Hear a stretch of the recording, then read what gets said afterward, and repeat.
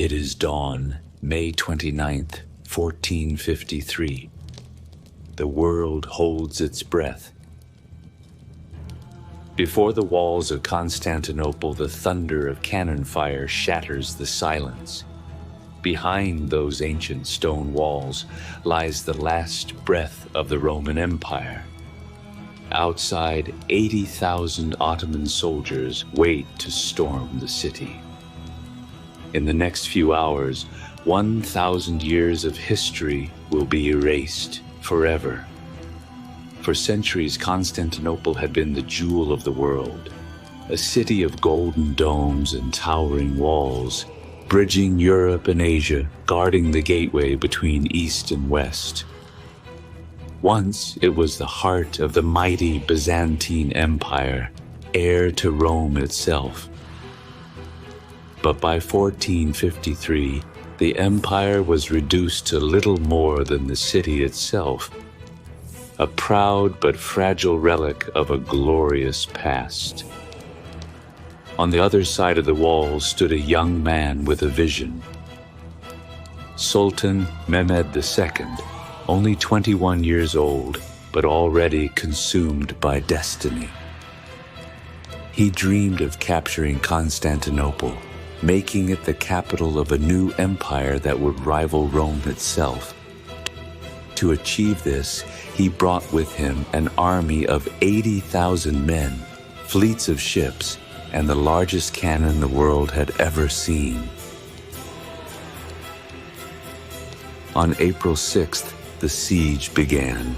The earth shook as Orban's great cannon hurled stones weighing half a ton against the ancient walls. Day after day, the thunder rolled, yet the walls held. Inside, 7,000 defenders, Greeks, Venetians, and Genoese, fought desperately, led by their emperor, Constantine XI. Outnumbered more than 10 to 1, they clung to hope, knowing that if the walls fell, their world would end with them. But Mehmed was no ordinary commander. Blocked by chains across the harbor, he ordered his men to drag his ships over land, across greased logs, hills, and dirt.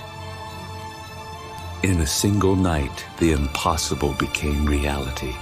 Ottoman warships appeared inside the Golden Horn, behind the defenders' lines. It was a stunning display of willpower and ingenuity, and a signal that the fall of the city was only a matter of time. On May 28th, the city grew silent. The Byzantines gathered in the Hagia Sophia, their great cathedral, and prayed through the night. Emperor Constantine XI joined his soldiers on the walls, knowing it would be his last stand. Outside, Mehmed's army prepared for the dawn assault. Torches lit up the sky as prayers and chants filled the air. One world was about to die, another to be born.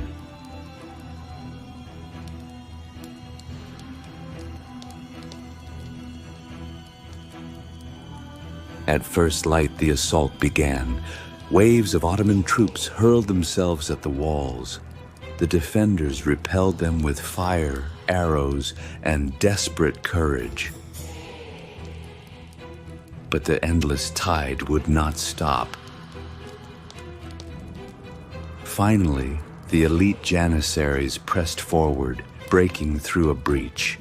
Amid the chaos, Emperor Constantine XI cast aside his crown and charged into battle, disappearing forever in the fury of the fight. The gates burst open. The Ottoman army poured into the city. Streets ran with panic and sorrow. In the Hagia Sophia, thousands sought refuge, but the great church was soon claimed as a mosque. The city of Constantine, the jewel of empires, had fallen. After more than 1,000 years, The Byzantine Empire was no more. Sultan Mehmed rode into the city and claimed it as his new capital. Constantinople became Istanbul, the heart of the Ottoman Empire. But this was more than the fall of a city. It was the end of the Middle Ages. Greek scholars fled west, carrying ancient knowledge to Europe, sparking the Renaissance. The medieval world was gone. A new age, the modern age, had begun.